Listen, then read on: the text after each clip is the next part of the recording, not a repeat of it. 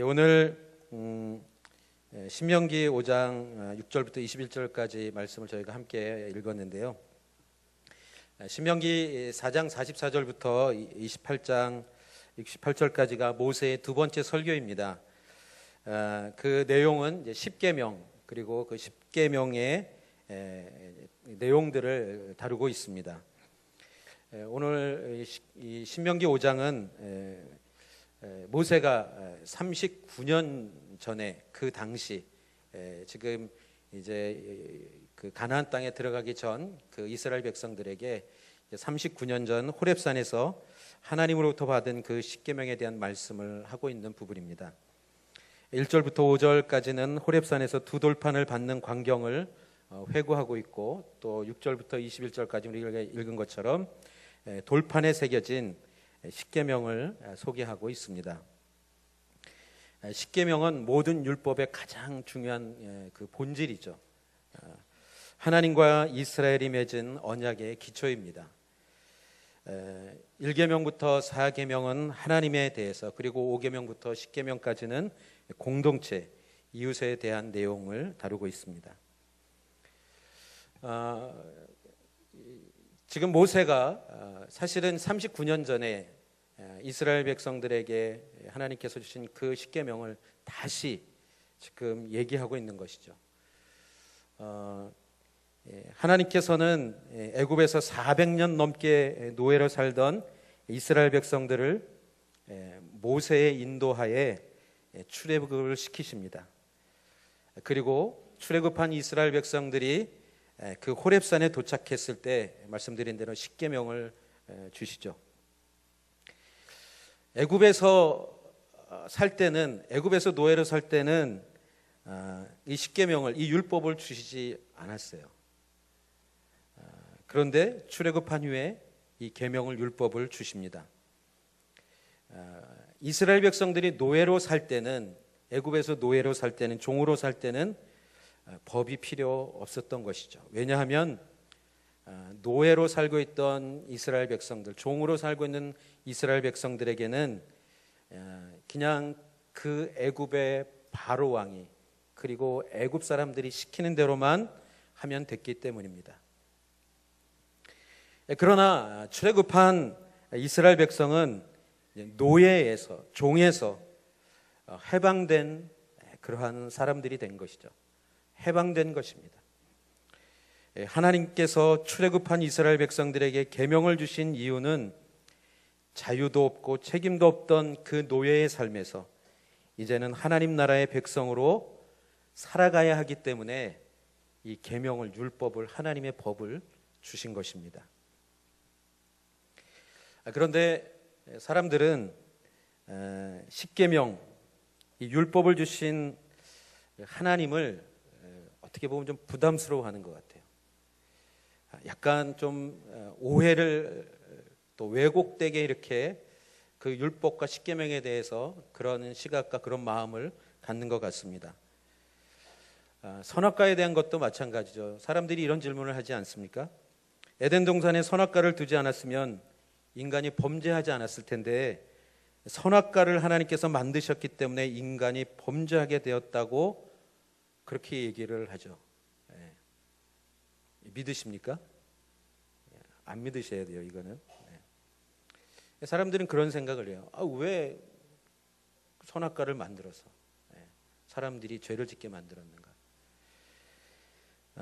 마찬가지로 출애굽 시키셨다면, 해방시키셨다면 그냥 자유롭게 살게 내버려 두지, 왜 율법을, 왜 십계명을 주셔서 자유롭게 살지 못하게 하는가?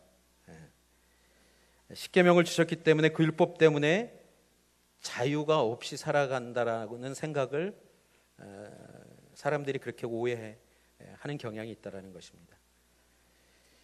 그러나 이것은 사실 하나님의 뜻을 잘 모르는 것이죠. 하나님의 뜻을 오해하는 것입니다. 하나님께서 이 율법을, 이 십계명을 주신 이유는 억압이 아니라 참 자유를 주시기 위한 것입니다. 하나님의 백성답게 살아가도록 하나님께서 주신 은혜라는 것이죠. 진리를 알지니 진리가 너희를 자유케 하리라 이렇게 말씀하셨죠. 출애굽이 하나님의 은혜라면, 구원이 하나님의 은혜라면 이 율법, 이 십계명은 진리로 살아갈 수 있는 하나님께서 주신 축복이라는 것입니다. 그렇지만 왜 율법에 대해서 우리가 보통 오해를 할까요? 이 율법이 구원의 수단으로 생각하기 때문에 그러는 거예요. 율법을 잘 지켜야지 구원을 받을 수 있다라는 이 율법주의, 율법을 지키지 않으면 구원을 받을 수 없다라는 이것이 이스라엘 역사 가운데 있었던 하나님께서 율법, 그 십계명을 주신 가장 잘못된 오해였죠. 그래서 이 율법을 지켜야만 하나님의 백성이 되는 것이라고 생각을 합니다. 아니요. 하나님의 백성이 되는 것은 하나님의 은혜로 되는 거예요. 그렇지만 하나님의 백성답게 살아가는 것은 그냥 되는 것이 아니라 하나님의 법을 가지고 살아가야지, 말씀을 가지고 살아가야지, 율법 십계명을 따라 살아가야지 하나님의 백성답게 살아갈 수 있다라는 것입니다. 율법 자체는 사실 아무런 문제가 없습니다. 율법은 선한 것이죠. 율법은 하나님이 주신 것이기에 거룩한 것입니다. 좀 더 직접적으로 말씀드리면 율법은 복음과 상반되는 것이 아니라, 율법은 하나님의 은혜와 충돌되는 것이 아니라, 하나님이 율법을 주셨다는 것은 하나님의 은혜요, 하나님의 사랑이라는 것입니다. 여러분, 구원은 우리가 은혜요, 사랑이라고 얘기하는 것처럼 말씀도 동일하게 하나님의 은혜와 사랑이라고 우리가 얘기하는 것입니다. 이러한 사실은 오늘 본문 6절 이하에 나오는 십계명에도 그대로 적용되는 진리입니다. 십계명은 하나님의 은혜이며 하나님의 사랑이며 하나님이 우리에게 주신 복이다. 여러분, 이게 믿어지십니까? 네. 우리는 이렇게 복 그러면 좀 눈에 보이는 어떤 그런 부분들을 좀 더 생각하게 되는데, 진짜 복은 사실은 하나님께서 우리에게 주신 이 말씀이라는 거예요. 율법이라는 거예요. 율법과 십계명을 우리에게 주셨다는 사실이 우리들이 받은 그 복 중에 복이다. 여러분, 이게 잘 믿어질 수 있기를 주님의 이름으로 축복합니다. 네. 십계명이 왜 은혜의 말씀인지 신명기 5장 6절 오늘 읽었던 우리 본문 한번 같이 보겠습니다. 함께 읽겠습니다. 시작. 나는 너희를 이집트에서 그 종으로 있었던 땅에서 이끌어낸 너희 하나님 여호와다. 이 말씀은 출애굽기 20장에 그 십계명이 소개될 때도 동일하게 언급하고 있는 말씀입니다. 이 신명기 5장 6절 말씀을 바르게 이해하지 못하거나 그냥 십계명만을, 그냥 계명만을 막 지키려고 하면 사실 십계명을 제대로 이해할 수가 없습니다. 그리고 무엇보다도 아까 말씀드린 대로 율법주의적인 관점으로 십계명을 잡고 해석하게 된다라는 거예요. 그게 뭐죠? 십계명을 지키면 복을 받고 십계명을 지키지 않으면 벌을 받는다. 이 생각이 우리들 가운데 있죠. 여러분, 사실은 아까 말씀드렸죠. 십계명은 이미 구원을 받은, 생명을 얻은 그 하나님의 백성들이 갖고 살아가는 하나님의 은혜와 하나님의 복인 거예요. 그래서 이미 복을 받고 이미 은혜를 받고 그 가운데 살아가는데 이 말씀을 지키면 복을 받고 지키지 않으면 벌을 받는다. 이거는 난센스라는 거죠. 그런데도 불구하고 여러분들 이 십계명 그러면은 무슨 생각이, 이게 특히 그 중에 뭐가 있어요? 4계명부터 시작해. 안식일을 지키는 것, 주일을 지키는 것, 그리고 그 외에 부모를 공경하는 것. 여러분, 이거 부모 공경하는 거 여러분 얘기하면 저는 정말 부모님을 잘 공경합니다. 이런 분들 10명 중에 몇 분이나 계실까요? 그래서 내가 복을 못 받나? 이런 생각도 하게 되는 것 아니겠습니까? 그런 관점에서 해석을 하면 안 된다는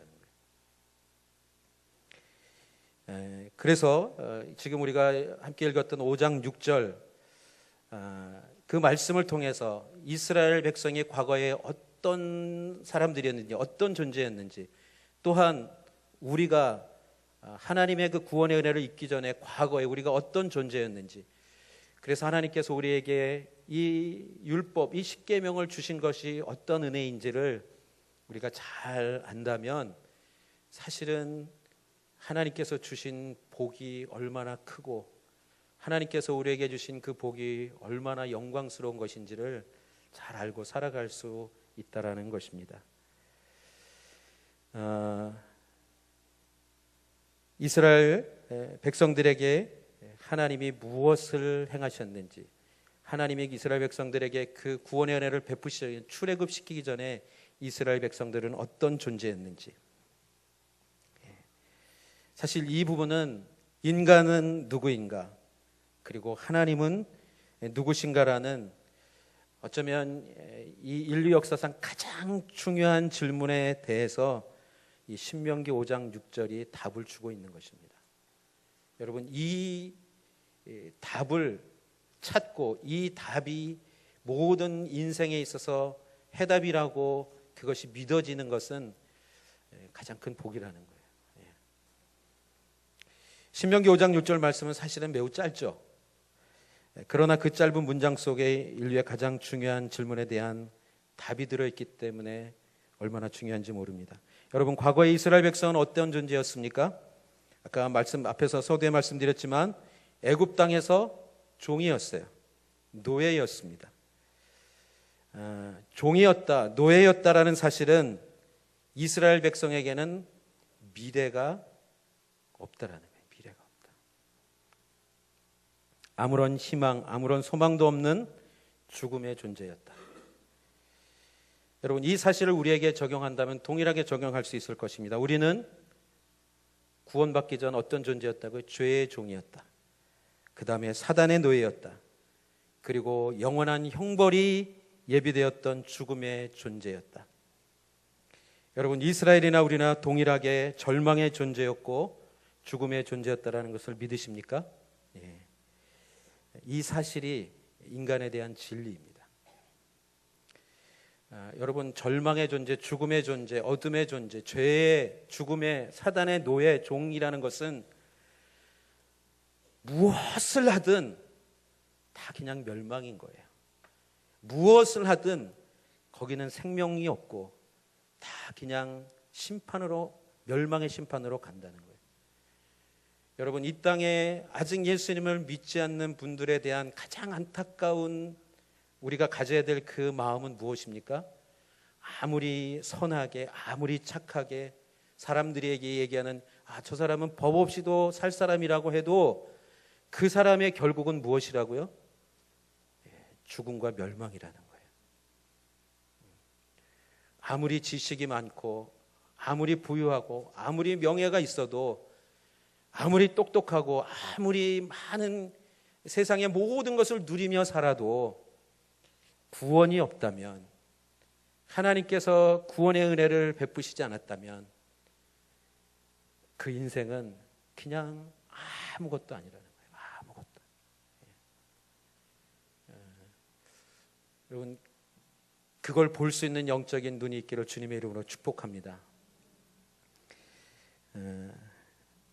인간이 죽음의 존재라는 사실에서, 그렇지만 성경의 메시지는 거기서 끝나지 않습니다. 절망과 죽음의 존재인 인간을 하나님이 구원하셨다는 진리를 인간이 죄인이라는 것, 죽음의 존재라는 것보다 더 크게 구원을 말씀하고 있는 것입니다. 하나님은 이스라엘 백성들을 죽음의 땅 애굽에서 출애굽시키는 구원의 은혜를 베푸신 것이죠. 하나님은 우리를 그렇게 죄의 종에서, 사단의 노예에서 구원하셨습니다. 우리는 멸망과 죽음의 존재였다. 하나님은 죽음의 존재인 우리를 구원하신 하나님이십니다. 우리를 구원하신 하나님이십니다.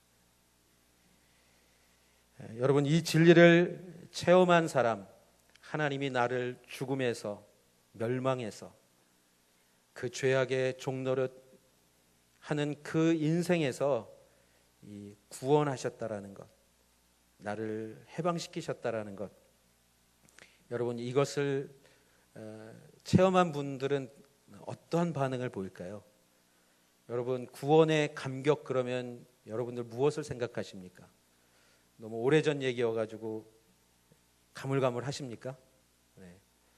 아니요, 이거는 매일매일 내가 어떤 은혜를 받고 지금 살아가고 있는지, 그것이 여러분 안에 샘솟듯이 매일 넘쳐나지 않으면 여러분은 사실은 그 구원이 무엇인지를 잊어버리고 살아가는 거예요. 그 구원의 은혜가 어떤 것인지. 구원의 은혜를 체험한 사람은 감사가 있습니다. 하나님께 찬송이 있습니다. 그리고 기쁨이 있습니다. 여러분, 이 구원의 감격, 구원의 기쁨, 구원의 찬송, 이것이 늘 여러분의 마음과 입술 가운데 있기를 주님의 이름으로 축복합니다. 자기 자신이 죽음의 존재였다는 것을 절감하고 그러한 이 존재를, 이 죄인을 하나님께서 사랑하셔서 구원하셨다라는 그 은혜를 체험한 사람은 이 마음, 이 영혼 깊은 곳에서부터 하나님을 향한 그 사랑이 나오게 되어 있다라는 것입니다. 아, 하나님이 나를 사랑하시는구나. 그래서 하나님을 향한 그 마음이 어떤 마음인가? 하나님을 사랑합니다.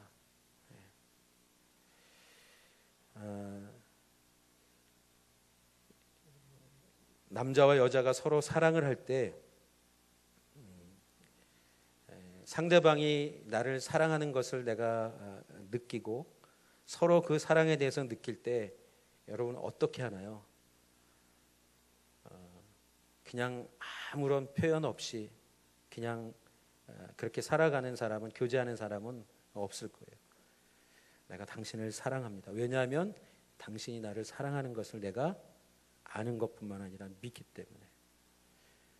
여러분, 인격적인 관계 에서는 상대방의 사랑에 대해서 그 마음을 알았을 때 표현하게 되는 거예요. 그 마음이 있는 거예요. 그래서 사실 이 하나님의 사랑을 체험한 사람은, 이 하나님의 사랑을 알게 된 사람은 오늘 이스라엘 백성들에게 모세가 다시 한번 얘기하고 있는 이 십계명, 또한 동일하게 우리에게 주어진 이 십계명을 제대로 바르게 이해할 수 있다는 것입니다. 여러분, 하나님이 나를 사랑하신다는 사실과 나를 구원하신 하나님의 은혜를 체험한 사람은 이 십계명을 바르게 이해할 수 있다라고 말씀드릴 수 있는 것입니다. 여러분, 십계명을 비롯한 율법의 가장 중요한 핵심은 성경에서 뭐라고 얘기하죠? 사랑이라고 얘기합니다. 사랑. 율법의 완성은 무엇인가? 예수님은 사랑이라고 말씀하십니다. 사랑이 없으면 십계명이 우리의 삶을 무겁게 짓누르는 어떤 규범, 규정, 짐으로 여기게 되는 것이죠. 말씀드린 대로 우리가 남녀가 서로 사랑할 때 어떤 서로 약속들을 하죠. 뭐 만나는 것도 그렇고 같이 밥 먹는 것도 그렇고 어디를 가는 것도 그렇고 서로 어떤 약속들을 합니다. 그런데 그걸 속박이라고 생각하는 사람이 있을까요? 없어요. 오히려 그것을 안 해주면 더 정말 저 사람이 나를 사랑하나 그런 생각을 하면 했지, 서로에게 무엇인가 약속하고 서로 그것을 함께하는 것에 대해서 더 기쁨으로 여기면 여겼지. 아, 나를 사랑하기 때문에 이렇게 하는구나. 제가 중학교 3학년 겨울방학 때 첫사랑을 합니다. 같은 교회 누나와 1년 선배였는데, 네. 제 아내가 아닙니다. 네. 그 성탄절 날 그 새벽성을 돌면서 그때 눈이 맞아서, 네. 이제 겨울방학 때 이제 첫사랑을 하게 됐는데, 그런데 이렇게 그렇게 시작이 되니까 그때 이제 고등학교 올라가야 되니까 학원을 다니려고 했어요. 근데 그 서울역에 있는 대성학원이라고 있거든요. 근데 새벽 첫 시간에, 새벽에 한 번도 일어나지 않았던 제가 그 새벽에 그 누나와 함께 학원을 공부는 사실은 목적이 아니고 그 누나와 함께 가는 것이 목적이었죠. 근데 여러분, 새벽에 일어나지도 않던 사람이 그 된 새벽에 더 일찍 일어나서 씻고 준비하고 그 시간에 나가서 버스를 타기 위해서 그 추운 겨울에 나가는 것, 그 이전에는 상상할 수도 없었던 것이죠.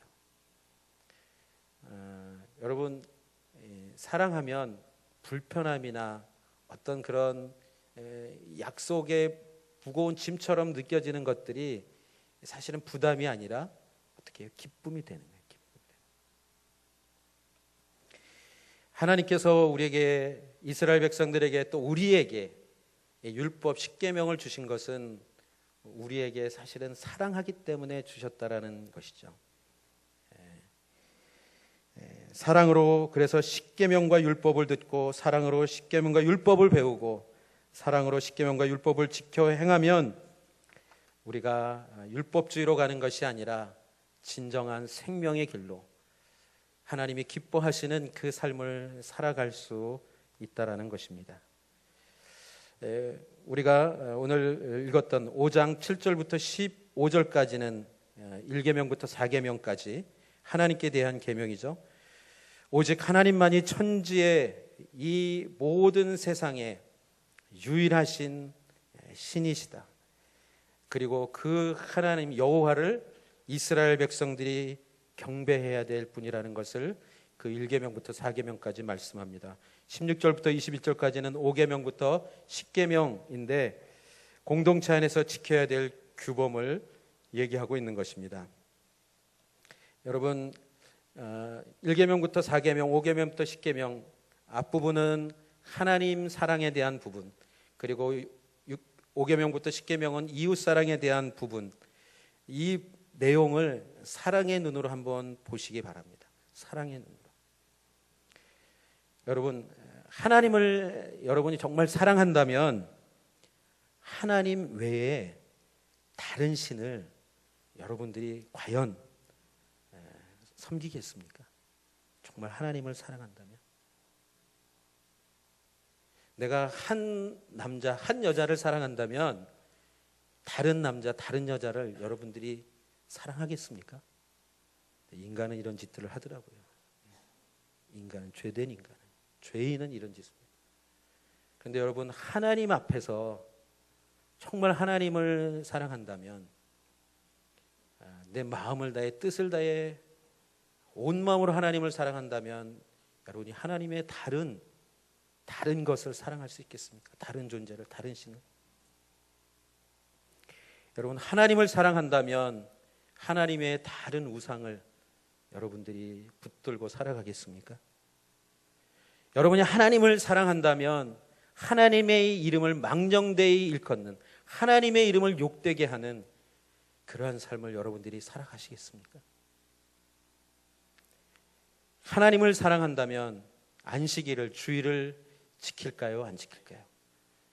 여러분, 주일 예배에 오는 것이, 여러분, 주일 예배 안 가면 혹시 무슨 일이 일어날지 몰라, 하나님이 나에게 어떤 벌을 주실지 몰라, 이런 마음으로 오시는 분들도 간혹 있어요.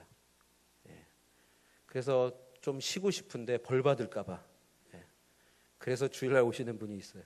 여러분, 하나님을 만나러 오는 자리를 사랑하기 때문에 오는 사람과 내가 이거 안 가면 혹시 무슨 일은, 내 사업이, 또 우리 자식이, 우리 남편이, 우리 아내가 혹시 무슨 일이 생기지 않을까, 그런 걱정을 하며 온다면 여러분, 그것은 정말 하나님께서 우리에게 안식일을 주일을 지키라는 그 하나님의 마음을 모르는 것이죠.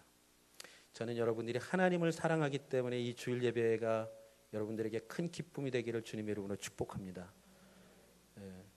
여러분 하나님을 사랑하면, 그래서 그 하나님 사랑 때문에 주일 예배를 온다면 여러분 제 시간에 오는 것이 맞을까요? 늦게 오는 것이 맞을까요?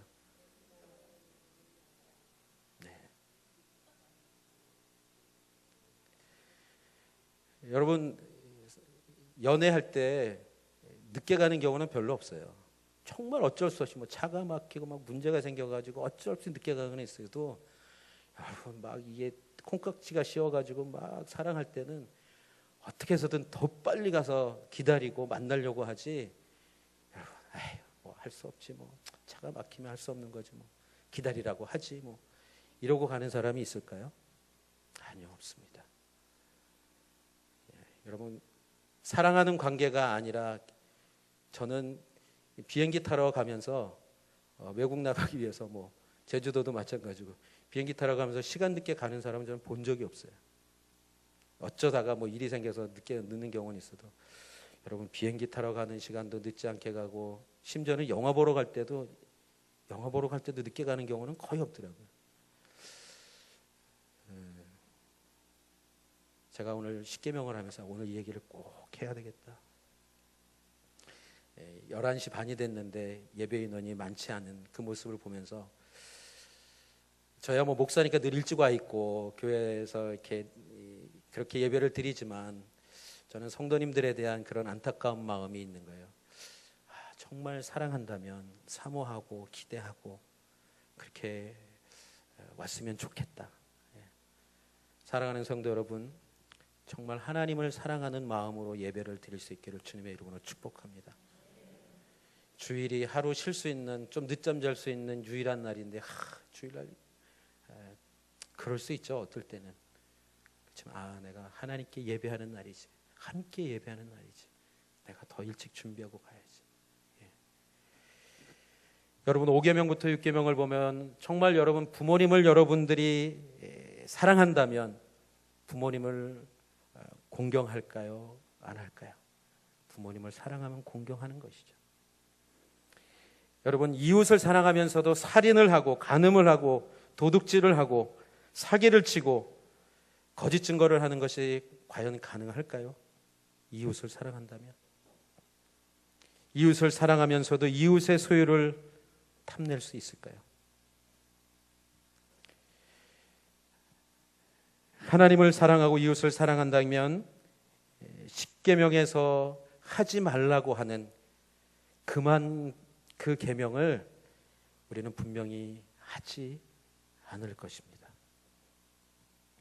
그러나 우리 안에 하나님 사랑과 이웃 사랑이 없으면 십계명이 하지 말라고 하는 것, 그 계명들, 하지 말라고 하는 것들을 어떻게 해요? 행하며 살아가게 될 것입니다.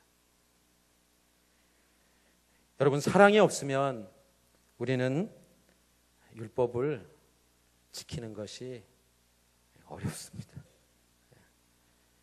율법은 짐이 아니라 우리가 받은 그 하나님의 사랑이 무엇인지 알고, 하나님 그 사랑 때문에, 그리고 그 하나님 사랑을 알아가면 알아갈수록 하나님이 이 세상의 영혼들을 얼마나 사랑하시는지, 그리고 그 영혼들을 하나님의 형상으로 지음받은 그 영혼들을 어떻게 하기를 원하시는지, 하나님의 그 마음으로 살아갈 수 있는 것입니다.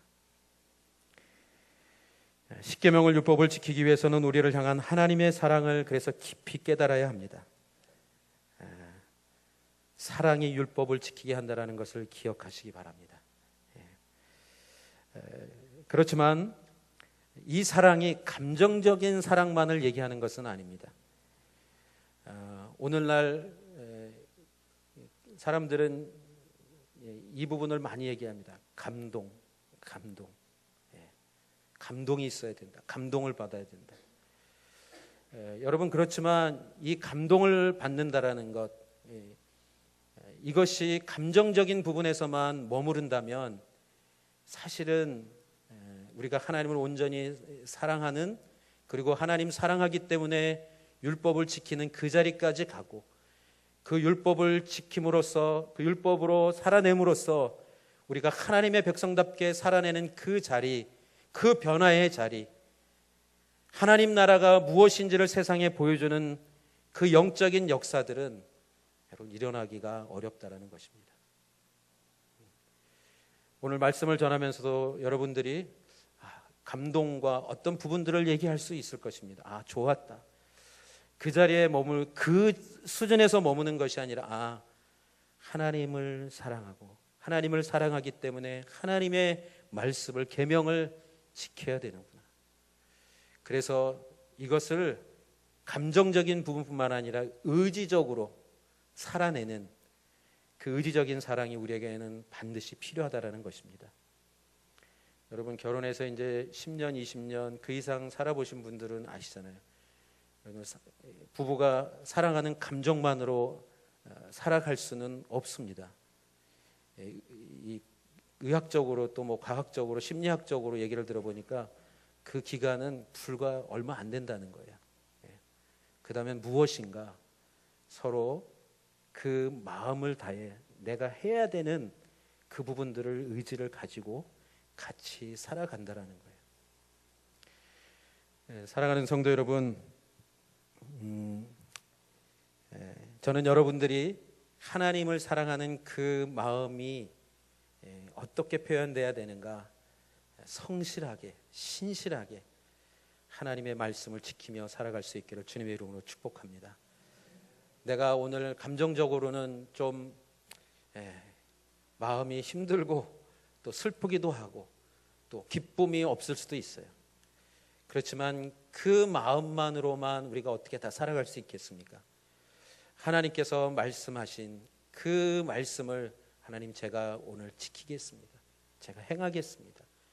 여러분 그 자리로 갈 때 그렇게 살아낼 때 하나님께서 우리의 삶에 진정한 그 복이 무엇인지를 반드시 경험하게 하신다라는 것이죠. 여러분 내가 누군가를 좋아하지 않는 것뿐만 아니라 싫어하거나 미워할 수 있어요. 그런데 하나님께서 뭐라고 말씀하셨죠? 원수까지도 사랑하라고 하셨잖아요. 근데 그게 감정적으로 되나요? 안 됩니다. 여러분 좋아해도 내가 그걸 다 하기가 쉽지 않은데 내가 싫어하고 미워하고 심지어는 원수처럼 여기는 사람을 향해 내가 사랑한다라는 것이 그것이 가당하겠습니까? 그런데 하나님께서 말씀하셨고 그 말씀대로 살아내야 된다라는 것이 우리에게 주어진 하나님의 말씀이라면 내가 그렇게 살아낼 때 하나님께서 어떻게 해요? 나를 변화시키고 상대방을 변화시키고 화목하게 하시고 막혔던 담이 무너지고 그런 역사가 일어나는 것입니다. 여러분 일본도 마찬가지입니다. 저 북한도 마찬가지입니다. 중국도 마찬가지고 미국도 마찬가지고 여러분 우리나라에 대해서 과연 우리가 그 나라 민족을 좋은 마음으로 그렇게 여기는 것이 과연 쉽겠습니까? 그런데 하나님께서 그 민족과 열방을 사랑하고 섬기라고 말씀하셨으니까 제가 기도하겠습니다. 중보하겠습니다. 여러분 그 마음으로 가야지 이 세상이 변화될 수 있는 것입니다. 여러분의 가정에서도 마찬가지입니다. 자녀가 다 여러분에게 이쁜 짓만 하나요? 왼수같이 느껴질 때도 있어요. 내가 왜 쟤를 낳고 내가 미역국을 먹었나? 제가 먹은 건 아니지만 아내가 먹었겠지만 그런 마음이 들 때가 있어요. 근데 어떻게 해요? 끝까지 인내하고 끝까지 참고 사랑하면 하나님이 그 자녀를 변화시키는 것 아니겠습니까? 요한복음 14장 15절 말씀입니다. 함께 읽겠습니다. 시작. 너희가 나를 사랑한다면 내 계명을 지킬 것이다. 반대로 얘기하면 뭐예요? 하나님 사랑하지 않으면 계명을 지킬 수 없다는 거예요. 14장 21절. 누구든지 내 계명을 가지고 지키는 사람은 나를 사랑하는 사람이다. 나를 사랑하는 사람은 내 아버지의 사랑을 받을 것이고 나 또한 그 사람을 사랑하고 그 사람에게 나를 나타낼 것이다. 할렐루야. 네. 여러분, 구약의 말씀이나 신약의 말씀이나 동일합니다. 사랑으로 계명을 지키는 것이 참된 사랑입니다. 하나님의 사랑을 깨달으면 메마른 우리 마음 속에 사랑이 샘물처럼 솟아날 것입니다. 샘물처럼 솟아난 그 사랑으로 우리는 계명을 지키며 살아가는 것이죠. 하나님의 사랑을 깨달은 사람은 십계명이 무거운 짐이 아니라 10가지의 은혜의 말씀이라는 진리를 붙들고 살아가게 될 것입니다. 사랑하는 성도 여러분, 우리들이 하나님의 백성으로서 십계명에 순종하고 율법을 실천해 나간다면 하나님께서 더 많은 은혜를 우리에게 베풀어 주실 줄 믿습니다. 여러분, 하나님으로부터 더 많은 은혜를 받으시길 원하십니까? 그렇다면 사랑으로 십계명을 듣고 사랑으로 십계명을 배우고 사랑으로 십계명을 지켜 행하시기를 바랍니다. 우리 5장 1절 한번 읽고 마치도록 하겠습니다. 신명기 5장 1절 함께 읽겠습니다. 시작. 모세가 온 이스라엘을 불러 말했습니다. 이스라엘아, 내가 오늘 너희에게 말하는 규례와 법도를 들으라. 그것을 배우고 반드시 따르도록 하라. 아멘. 함께 기도하겠습니다.